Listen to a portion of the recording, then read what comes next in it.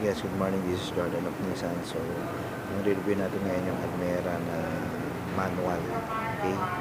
So, ito yung itsura niya sa harapan. Ikutan natin to.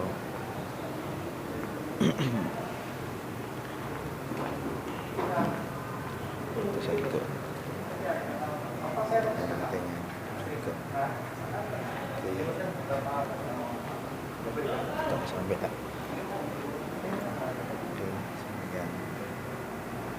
Tayo.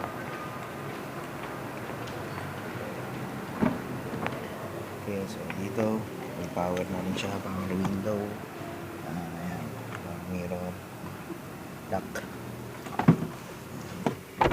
SRS bag na rin. Okay, airbags.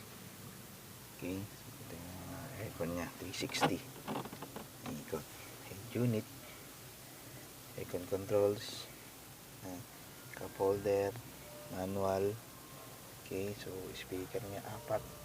May cup holder na rin sa kabilang side. Okay, yan. Holder. So ito yung ano niya, tachometer. Okay. Lights. Lights. Meron din sa likod na lights. Ito sa taas. Yan. Narito makikita mo yung likod. Okay, so labas tayo makita natin loob. Yan, so maluwag siya. Okay, so dito naman sa likod. Yan, tsura niya sa likod. Sa likod yan, maluwag yung legroom nya. Yan, meron din siyang cup holder. Okay, so tingnan natin yung compartment.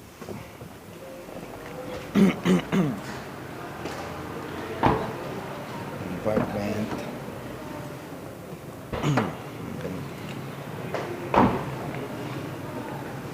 Compartment na guys. Sobrang luwag. 790 liters. So,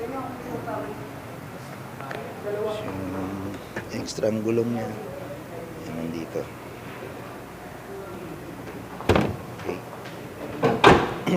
So, nagtatapos ang ating maiksing review ng Almera manual. Sa mga interesadong bumili or mag-inquire tungkol sa Nissan Almera, text nyo lang po or call dun sa number na nasa screen nyo. So, thank you.